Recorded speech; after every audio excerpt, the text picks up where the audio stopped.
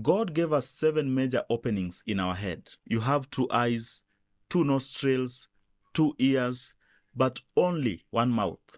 And there is a reason why God gave you a single mouth, so that you could filter the things that come out of it. The mouth has caused a lot of distractions around the world just because we don't know when to filter what we need to say. Anytime you see a marriage break, pride came into place and somebody spoke something. Anytime you see a church split, it is because some people sat somewhere and made an agreement by discussing, and then they decided to split that church. Anytime you see a country burn down, it is because a politician stood somewhere, and because of their power, they declared some things, said some things, people responded, and that country burned down. Our tongues are powerful. Many people don't realize how powerful their tongues are. In the book of Psalms chapter 34 verse 12 and 13, David asks us a question. What man is there who desires life and loves many days, that he may see good? Keep your tongue from evil and your lips from speaking deceit. Is any one of you desiring life? Is any one of you desiring many days? And you don't just want your days to be many, but also filled with good? Then you need to protect what comes out of your mouth. The tongue is a powerful thing. The mouth, when you open it and speak some things, those things that you speak are powerful and can impact the lives of other people. Your mouth can be used to bless. Your mouth can be used to curse.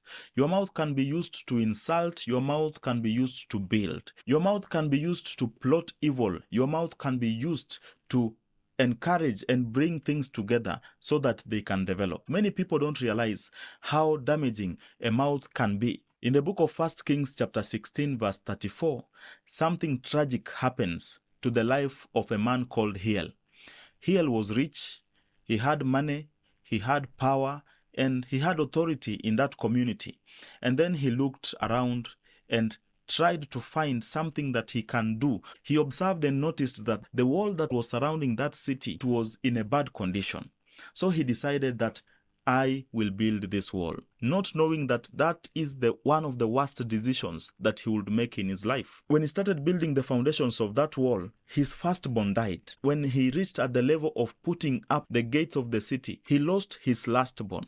If you had asked this man what caused the death of these children, he would have told you maybe it is a heart attack. It happened fast. Maybe it is malaria. Maybe it is a disease that we cannot explain. Not knowing that more than 500 years before he was born, somebody had said something. And that man is Joshua. After they had conquered the city of Jericho, Joshua stood up and declared some things. In the book of Joshua chapter 6 verse 26, the Bible says, Joshua laid an oath on them at that time, saying, Cast before the Lord be the man who rises up and rebuilds this city, Jericho. At the cost of his firstborn shall he lay its foundation, and at the cost of his youngest son shall he set up its gates. It is Joshua that spoke words. Any man that will stand up and build that wall, that man will lose his firstborn, and that man will lose his lastborn. So Hiel made a decision to build the wall of Jericho, not knowing that there was this curse that was put in place by a man of God one time many years before he was even born. This is a lesson to us that when we say things, sometimes the results are not immediate. When we declare things, sometimes the results are not immediate.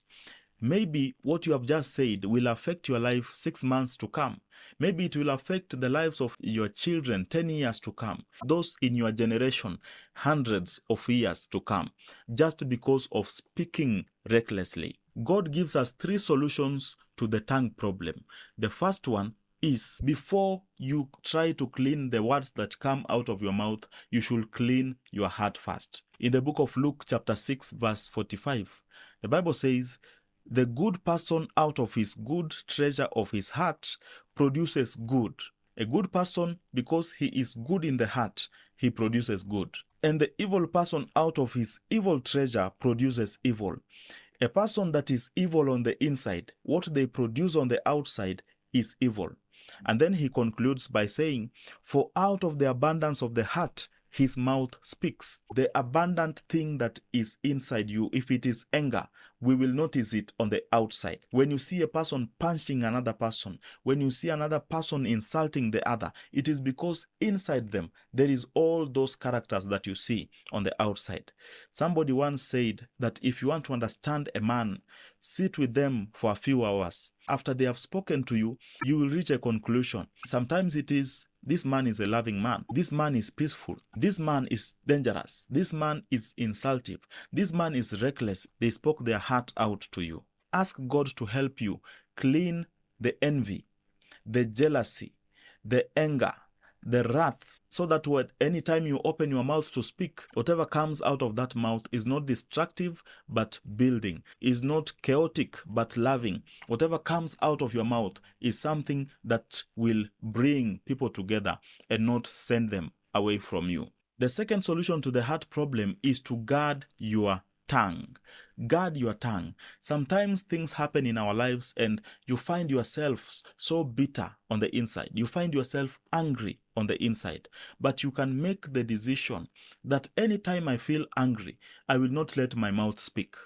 Anytime my child is misbehaving and I feel like opening my mouth, and because there might be a danger for me to curse this boy or this girl, I will not speak. I will go and speak to God about it.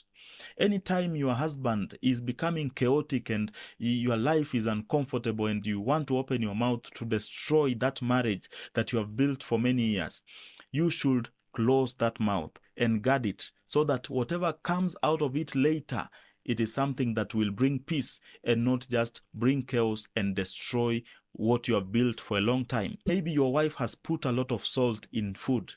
Instead of opening that mouth to insult them, choose your words very wisely before you can speak. The Bible says in the book of Proverbs chapter 21 verse 23, whoever keeps his mouth and his tongue keeps himself out of trouble.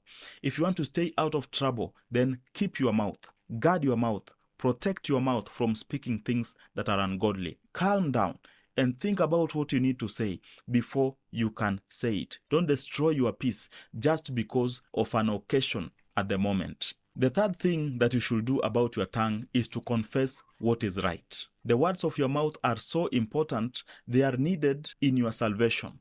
Romans chapter 10 verse 9 says, because if you confess with your mouth that Jesus is Lord and believe in your heart that God raised him from the dead, you will be saved. That verse describes the process of salvation. You should believe in your heart and confess with your mouth. For you to be saved, your mouth must be involved. When you speak positive things, people call it positive confessions. Those words have an ability to affect, to impact your life, to impact the life of the things that are around you. You have the choice to say things and destroy your life. You have the choice also to confess the good things that you desire for your life and see what God can do with the words that come out of your mouth. Talk about your blessedness. Speak things like, I am blessed, I am protected, I will live long, I will not die. My future is big. Smallness is not my portion. I am the head. I am not the tail. I am the top. I am not the bottom. The Spirit of God is within me. The Spirit of God is empowering me. I am strong. My enemies will not overcome me. You confess these words, knowing very well that God is listening, and your life is also listening, and it will respond to the good things that you are saying in that moment of prayer. Don't choose to destroy your life because of the words that you say. You don't need to destroy the future of your children, the future of your marriage, the future of your country, the future of your church because of the things that you are saying at the moment. God bless you.